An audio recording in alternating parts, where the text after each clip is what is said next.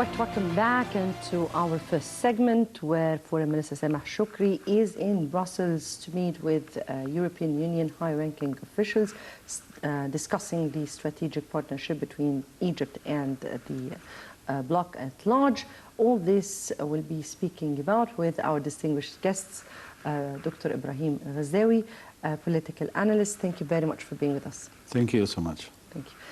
If we start with the significance of this visit, and we're speaking about the Foreign Minister of Egypt being at the European Union, meeting with the 28 foreign ministers of the whole bloc in some of the most important topics of mutual concern.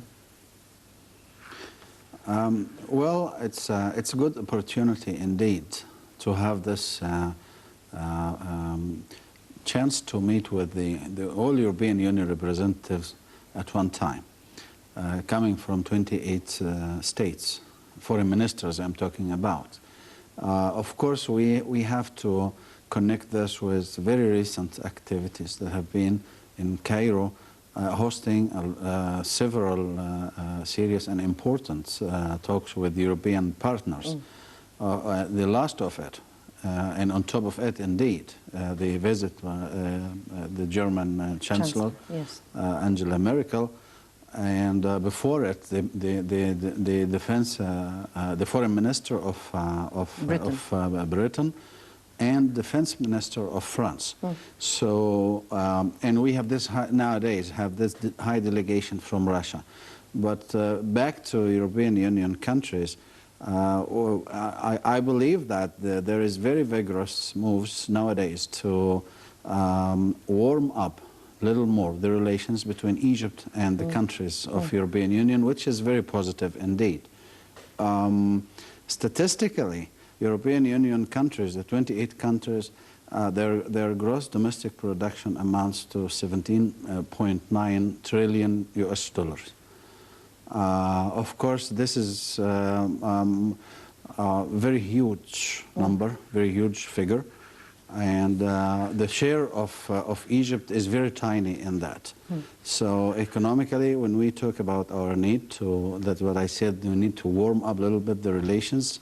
The main concern for Egypt today is economically, we need to expedite the tempo of growth, indeed, on the ground. And of course, politics have to be some way or another employed to assist the economy of Egypt today. And I believe that the positive moves of Egypt relations, foreign relations in the last couple of years is supportive enough to such an attitude. The foreign minister today in Brussels, of course, I would say that economy is one of the main issues, but we have also other concerns. Exactly. So if we just define or rather divide his trip there, we would say that there are two important files. One of them divided into even two. We're speaking about an important political one, speaking about the strategic partnership between Egypt and the European Union at large, and signing this agreement that was negotiated since 2016, this strategic agreement. The other one is how they expect or what how they view the vision of Egypt regarding regional issues, and regional issues we have to put or to underline this particular issue. Of course, the second topic would be the developmental plans in Egypt, the economic file, and Egypt's plans until 2030. If we start with the political, and you said to warm up relations. How did, or how do we read relations at, of course, we're speaking about the past periods, the recent period, the current stage, and what to expect? Well, indeed, the region of the Middle East, and Egypt is the heart of the region, has been in the past years full of, events and a lot of things happening, not only every year, but every day, on daily basis. So we have a lot of changes politically happening every day in the region. Of course, there is vital need for Egypt today, as we are trying to catch up with what we have missed in the last years after the 2 consecutive revolutions. A lot of things happened in the negative way in Egypt. And today we are trying to catch up with some positive changes that we need to do today with our European partners. Of course, all other international players.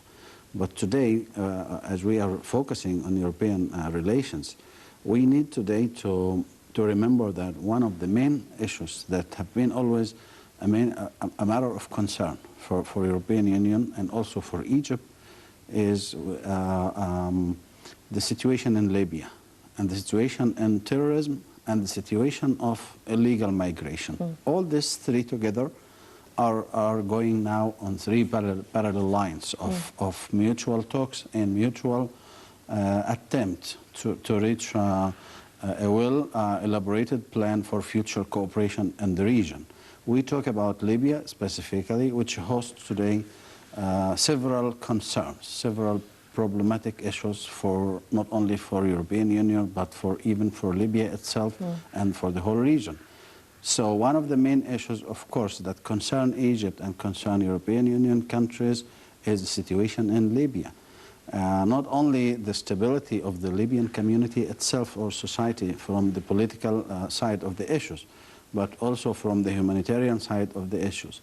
We talk about the need to cooperate, because the European countries are the main countries affected in a very negative way by the absence of real authority on the ground in Libya, the legitimate authority, obvious legitimate authority.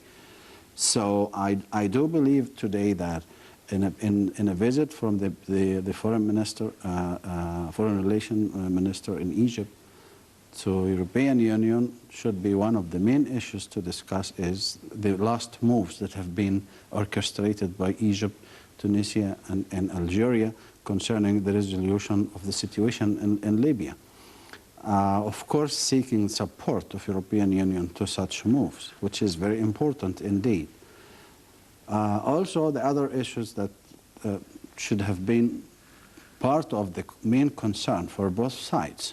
We talk about the illegal migration, the non-stop flow of migrants coming from the south towards the north, going necessarily through Libya today more than any other country because of more or less the absence of legitimate authority imposing real control over the land there. So we have this excessive non-stop waves of illegal migrations that take place on daily basis, and some of them, unfortunately, you know, they don't make it, and they are killed in the sea.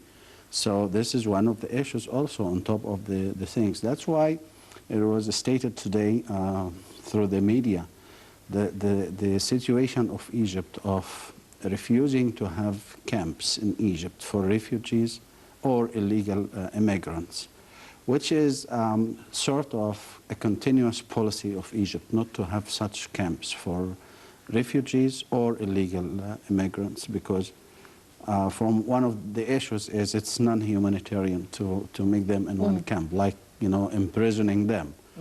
Other issue is, you know, it's good for us more to have them in the open, in a legitimate way, rather than, you know, encircling them in one particular spot and creating extra non-necessary bodies for the state itself to take care of.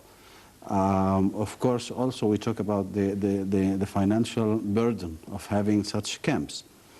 But such issues is not easy for Egypt to take care of alone.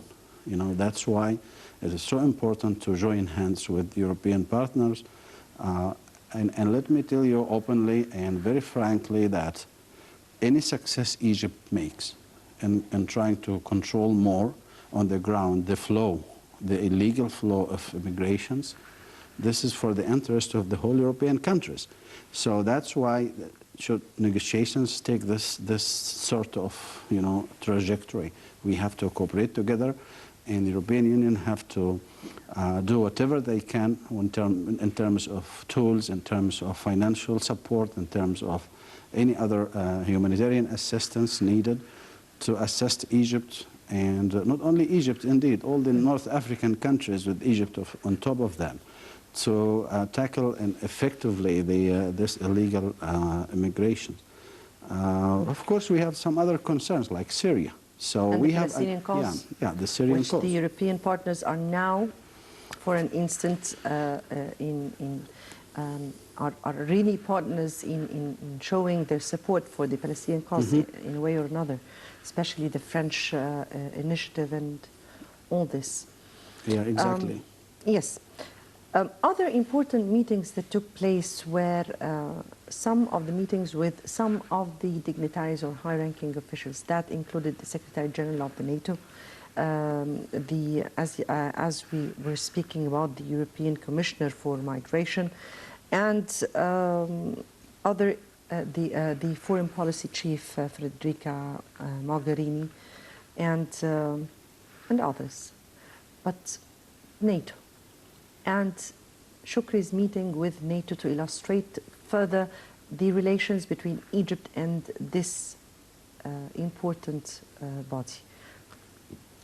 Well, I think it's one of the, let me describe it as taken for granted topics that should be handled by Egypt today, which is this sort of strategic cooperation with NATO. For two reasons. One of them is the Mediterranean Sea is as a lake that connects European countries with North African countries today is threatened more than ever, threatened by terrorism and threatened by illegal immigration. And of course NATO is capable of controlling the flow of movement via Mediterranean Sea. Of course with cooperation with North African countries. So I think one of the important issues was to meet with the NATO Plus, of course, the file of terrorism. Of course, the file of terrorism. Jens Stoltenberg, the meeting today, I believe, was a sort of reflection of the vital need both partners to put on the table the main concern for Egypt and also for European Union countries when it comes to terrorism and when it comes to illegal immigration. Of course, that would dictate sort of speeding up the process of cooperation and data exchange and technical cooperation, technological cooperation, whatever needed to have this sort of acceptable level of coordination between two partners, European countries and North African countries, of course Egypt and out of it, when it comes to terrorism. We have to admit that terrorism is not a concern for a particular country. Its main concern and threat to the whole international community. And there will not be real success for one particular country to defeat terrorism in itself unless there is real cooperation territorially and internationally. How do you really read cooperation between Egypt and the NATO after that led Egypt to have a diplomatic representation for the first time in this the North Atlantic or the NATO that started from January 2017. How does or what does this illustrate? It's sort of a window for more future cooperation in strategic issues, on top of it, military. We have to remember that the main military entities or producing entities in Europe, Germany and France and other entities, of course, have been also supportive to Egypt in the past couple of years to upgrade and develop our military capacity. We needed that because also European countries today recognize more than ever that they need strong Egyptian army to deter and stop terrorism and stop also illegal immigration and impose real control over the geographic land of Egypt. Even to be frank more about that, the world doesn't need more fragmented country today other than Libya, other than Iraq, other than Syria, other than Yemen, especially in this particular plight region. Rather, we need to end them. Yeah, exactly, exactly. So I do believe that one of the main concerns for European countries, and should be, of course, main concern for Arab countries and for Egypt, is to keep up to the states in the Arab world today as strong as possible. Stronger, the stronger, the better. And when we talk about stronger, we talk about armies that are one entity, not fragmented armies. We don't talk about militias, but we talk about one legitimate army. We talk about one source of legitimate power and legitimate weapons and legitimate weaponry. So such issues should be, and I believe that it's really encouraged by European countries to have more stable region than it is today. Yes. Of course, Egypt is playing an instrumental role in bringing about real stability, not only to Egypt and North Africa, but to the Middle East itself. Even our relations with all different countries in the region have been maintained in the past years, couple of years, in a very well-balanced manner, I would say. And we don't have this severe stances about regional causes. Of course, our main cause should now, as it has been before, and should continue, the Palestinian cause on top of our concerns. And this is not changing over time.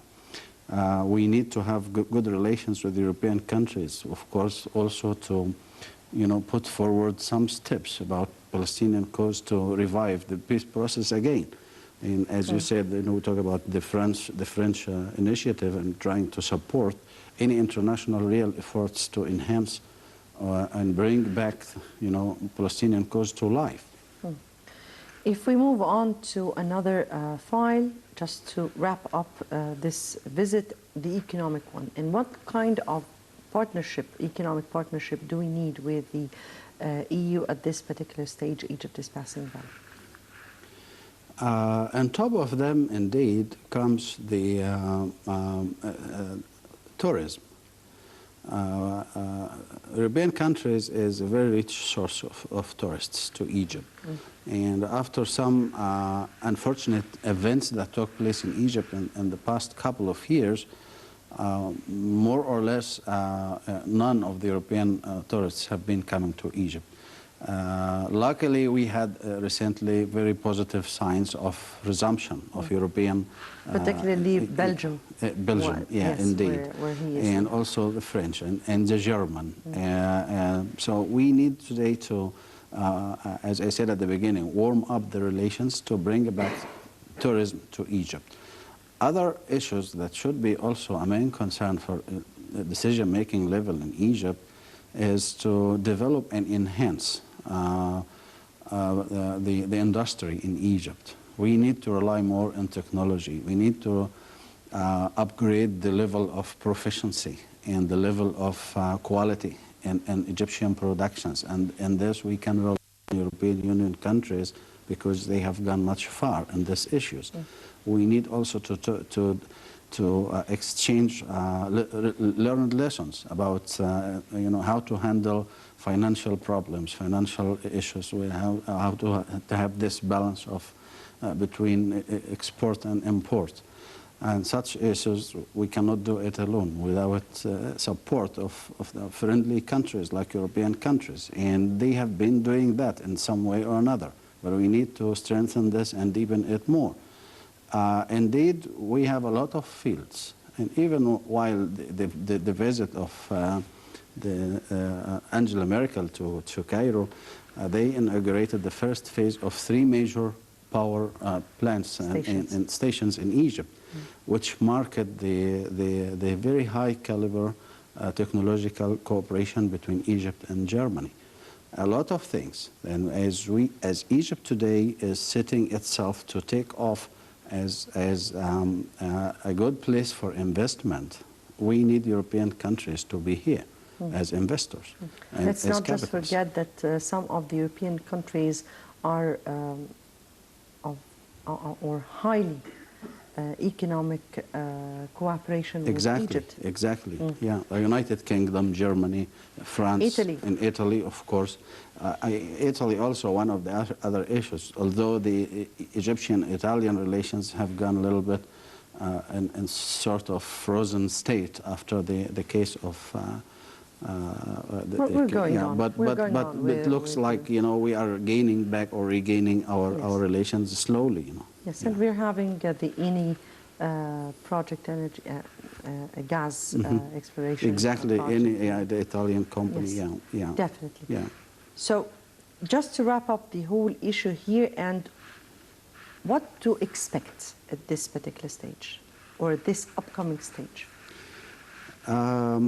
Well, my personal opinion about that is that in Egypt, the Egyptian government and official circles and the community of businessmen in Egypt today have a very heavy task to frame a long and sustainable plan for real and positive and serious cooperation with European partners.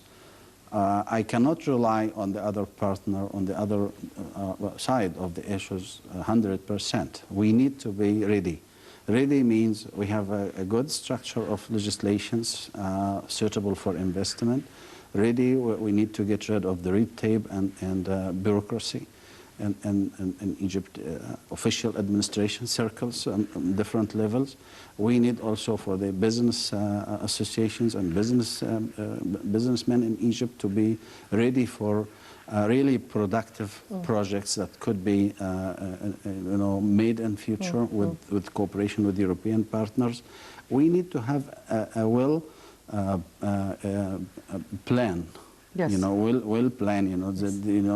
To absorb the ambitions of the Egyptian individuals in the street. We have a lot of ambitions, and Egyptians today are looking into the future with more positive way. Yes. And the only translation for that is to have a very good and productive plans to cooperate and bring in investment. Yes, and I guess that also was framed up in the agreement that was signed, the strategic agreement that was signed, putting the frame for the Egyptian-European cooperation for the next 3 years.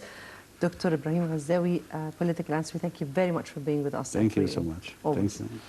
Moving on to our second segment, the Minister of Investment and International Cooperation, Dr. Saha Nasser, will attend on Tuesday a meeting of the Parliament Economic Committee to discuss the new investment draft law. She had attended another meeting last week where she stressed her keenness on listening to all viewpoints pertaining to the investment bill by the members of the Parliament. Let's watch the report and we'll come back to discuss.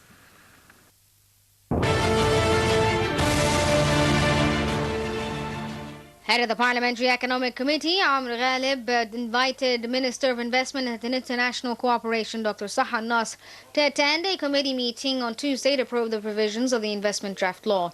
Last week, Dr. Nasser took part in the first meeting held by the Parliamentary Economic Committee in its new composition to discuss the new law in the presence of CEO and General Authority for Investment in Free Zones, Dr. Mohammed Khudair.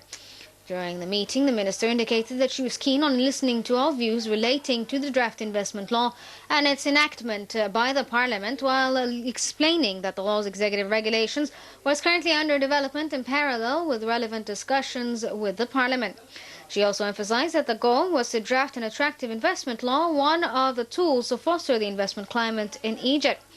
Nasser noted that the government was keen on rapidly attracting investment and adopting the open policy to encourage local and foreign investments, adding that one of the ministry's tasks was to foster an attractive investment climate and overcome all obstacles facing investors.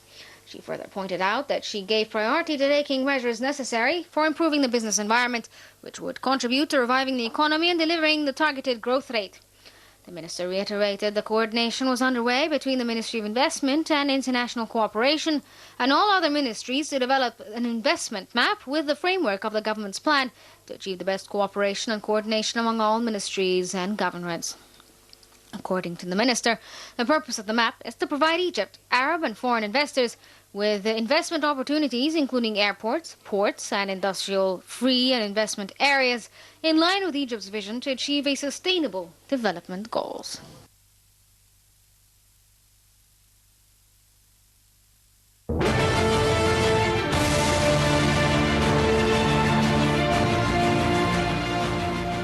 Welcome back. The investment law, a meeting tomorrow by Minister Sahar Nasr with the Economic Committee at the Parliament. That is our second segment. We have with us for discussion Engineer Mohammed Mu'taz Mursi, economic expert. Thank you very much for joining us. It's always a pleasure.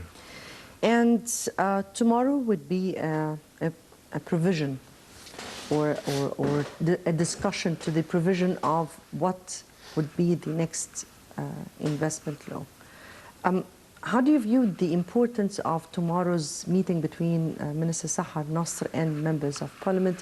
What kind of discussion would be tackled there? I think it's a very important meeting, and I think it's a long-awaited meeting, if I may say. We have been discussing a new investment law for more than 2 years now, I think. And the government, the cabinet has sent the law end of last year to the Parliament, and I think it's a very good step. So it is a very long-awaited meeting, and I believe that the minister in her statements is aspiring to have the investment law by end of March. And I think this is a great news. We really need to finalize this new investment law, and if together with the Parliament and with the civil society and with the business community, they are able to put in the law, I think that would be a great achievement. Yes, very much indeed. Minister Nasr has said that the government is very much keen to create a kind of conducive atmosphere to attract more investments. How do you view the government's efforts in this domain? I think the government is working very strongly on the right direction. I believe that the investment law is one of the cornerstones for the investment environment in Egypt. Yes, it is. When we look to the law, it is a balanced law. We see that there is incentives and encouragement for the investment in certain geographical areas like Upper Egypt. Mean the past one or the amended one? The amended one. What needs to be the draft one that the yes. new investment law. If you read the draft that was available for the business community, it shows incentives to economic development areas that are needed in Egypt, such as Upper Egypt, and directing investment to the Upper Egypt. It put incentives to one of the biggest potential of investment in Egypt, which is the economic Suez Canal area. I think it's a very attractive area for investment for Egyptians as well as for the whole world. It's a great position for logistics. It's a great position for exports to the world. And the new investment law is going to that direction. In parallel to the new investment law, I see the government is trying to open new investment opportunities in Egypt, specifically in infrastructure, and opening up the geographical potential of investment in Egypt. So we see the Suez Canal, we see a new capital that we're having.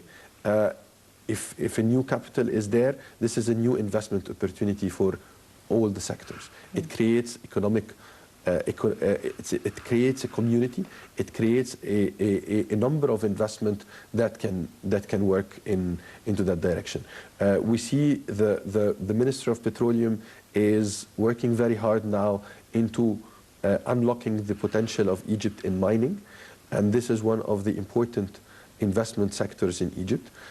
Together with the petroleum as well. So I think that the government is moving quite fast. The potential is there. I believe that the investment opportunities in Egypt are there. We face bureaucracy. Yes, we face bureaucracy. We face regulations. We face regulations. But again, the investors are keen on Egypt.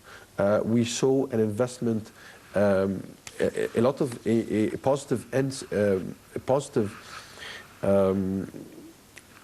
positive Steps. yes, from the government during the last quarter in terms of the liberalization of the dollar, and we see that there is a number of investors that are keen to invest currently in Egypt. Yes. What we've been speaking about are the opportunities existing in Egypt. We have been speaking about infrastructure, energy sector, power, petrochemicals, chemicals, agriculture. Yes, Egypt is filled and full of a variety of opportunities for investors.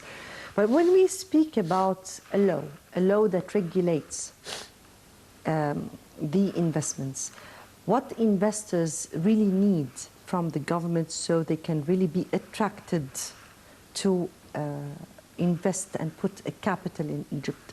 And when we speak about that, we have to differentiate between two kinds of investors, the local one, the domestic one, and the foreign investor, and both have to be dealt with. And how do you, or what does the investor really need? I think the number one thing is confidence. The investor needs confidence. The new investment law creates part of this confidence. On the other side, you should work on the whole environment to make sure that the investor is getting his confidence and be able to invest in Egypt and be able to afterwards get out the profits, whether locally or internationally. So you're speaking here about an entrance and exit. He needs to have an exit strategy. Any investor needs to have an exit strategy. Now, the important thing is we need to put a priority for the implementation of the law. In my view, the operation of investment in Egypt and the simplification of the investment roadmap or the operation or a factory, opening a factory and dealing with 18 different entities needs to be simplified. Having an operation and facing a number of problems during operation needs to be simplified. And I think this is the next step that the Ministry of Investment needs to work in simplifying the operation of investment in Egypt, whether industrial or other types of investment. Simplifying it through creating a simple way to deal with the investor. I don't have to deal, as an investor, you don't have to deal with 18 different entities. It should be a clear process. Simplifying the process of dealing with the investor is quite important at this stage. And I think that comes after finalizing the investment law. I guess that, or the one-stop shop you're speaking about here, has been already carried out in the Suez Canal area. So we're speaking here about applying the same system to the country at large, right? Yes, indeed. Speaking about facilities, incentives, motivations, what kind of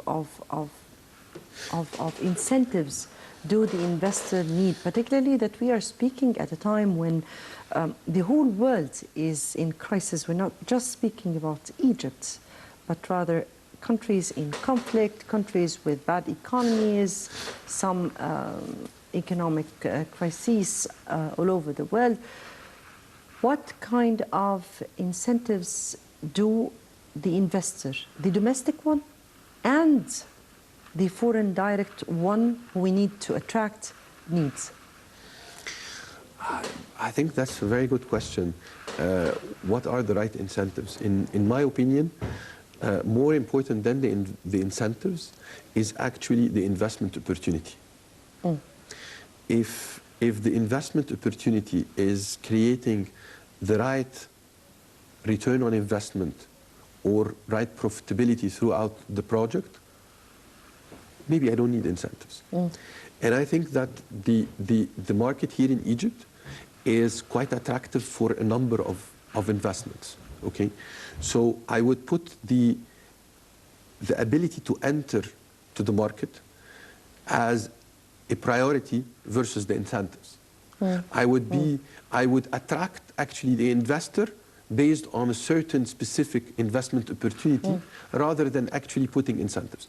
I think that the law is talking about a number of incentives, and they were very smart in doing it by directing towards the right economic targets and social targets of the country. So we would like to invest in Upper Egypt. We would like to invest in Suez Canal. So I'm putting incentives Rather, into we those would areas. like you investors to Exactly. invest in And it is these a areas. balance towards Egyptians and foreign investors. And I think that the foreign investors would come after they see that the Egyptians are investing in Egypt.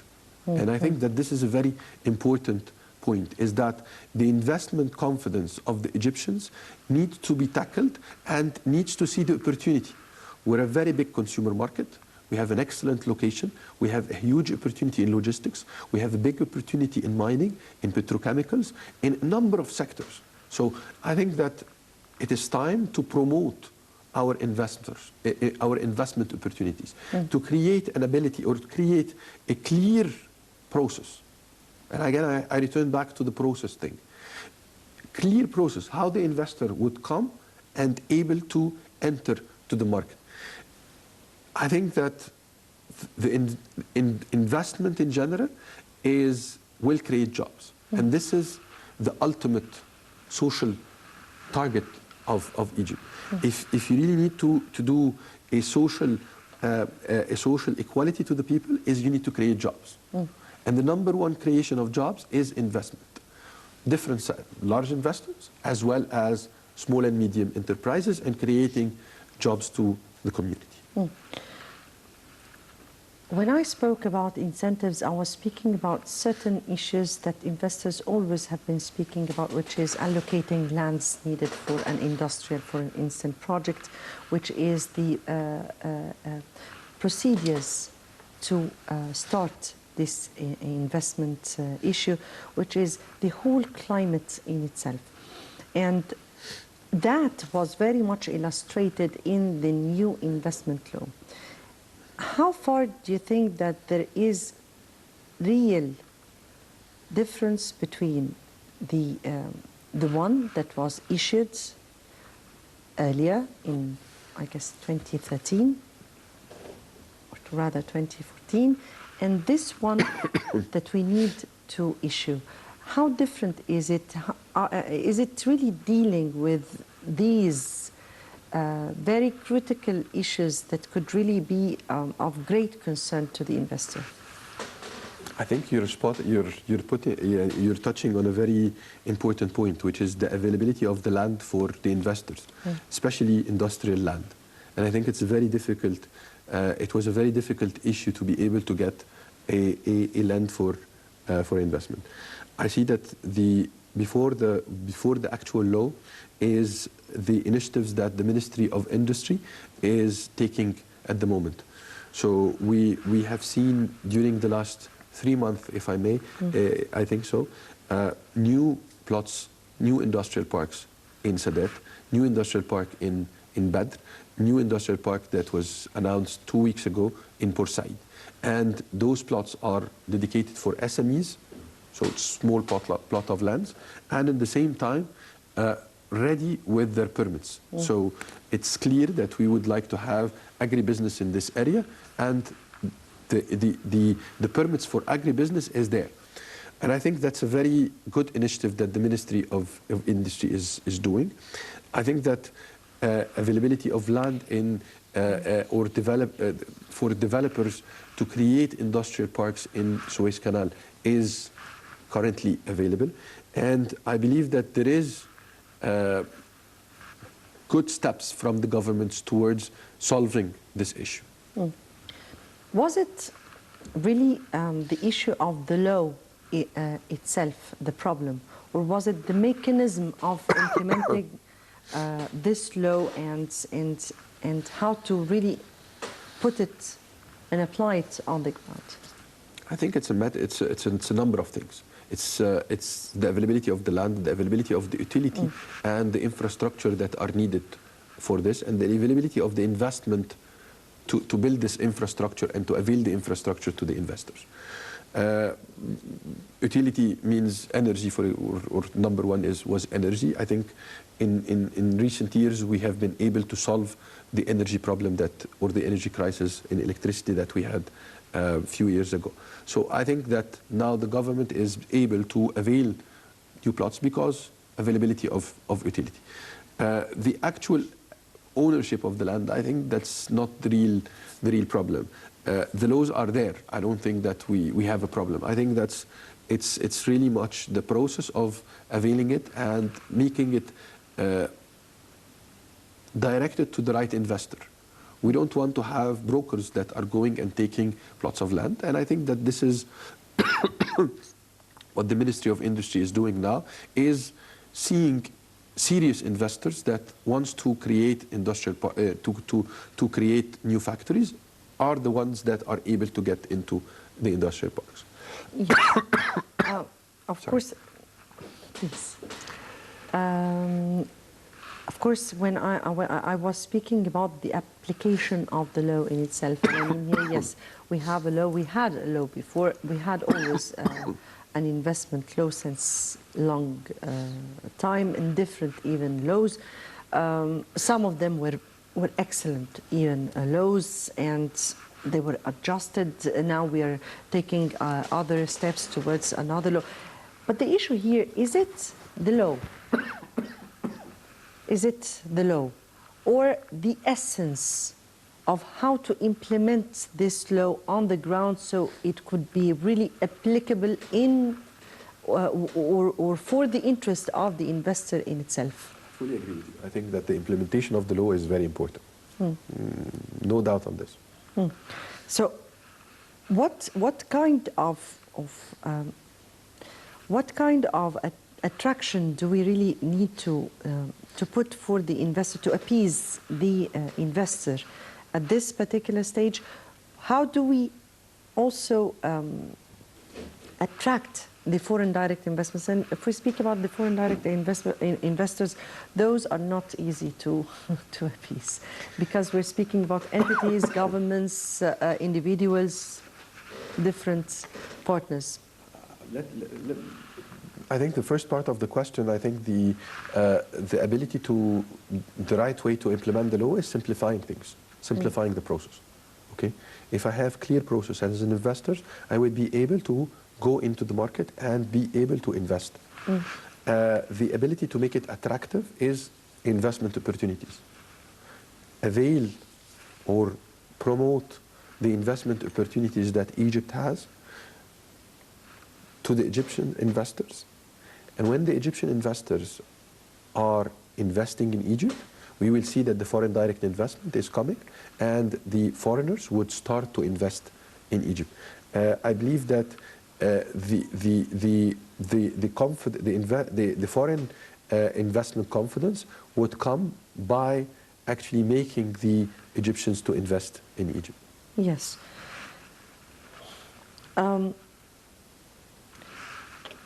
Some issues that some investors have been speaking about, including the floating of the currency or the liberalization of the Egyptian currency, and how does this reflect really on investors? Because investors vary in using the currency here. How far do you think this has to be put in parallel while discussing the investment law, and how to deal with this issue or the currency issue? We are in a much better situation than what we were before the liberalization decision that happened in November. We are in a much better position. At least we have a stable... We have a clear thing. We have a clear thing. Maybe not the ultimate thing, but again, it's clear. So we have an Egyptian pound that is floating at the moment. And this creates a confidence and creates an opportunity for investors to come into Egypt at the moment. Now, Egypt, I would say that it is much more attractive than 6 months ago. 6 months ago, we were seeing that investors knew that the price of the Egyptian pounds is not correct, and knew that they wanted to wait until the devaluation that would have happened in all cases. So I think that the investors now are very supportive of the decision of the devaluation. Local investors, the business communities in Egypt, abroad, everybody is very positive about the decisions that happened for the liberalization of the dollar. Now, the actual position of the government is to actually promote the investment opportunities, simplify the process for the investors to invest and to come to the opportunity. Yes, and I guess that wraps up our episode for today. I guess those two important to be put into consideration while tackling the matter tomorrow between Minister Nasr and the Economic Committee. Engineer Mohammed Mu'taz Mursi, economic expert. Thank you very much for being with us and for your input. Thank you very much. Dear viewers, many thanks for watching. I guess that ends our debate. Tomorrow will be another contentious debate with another colleague. Good night.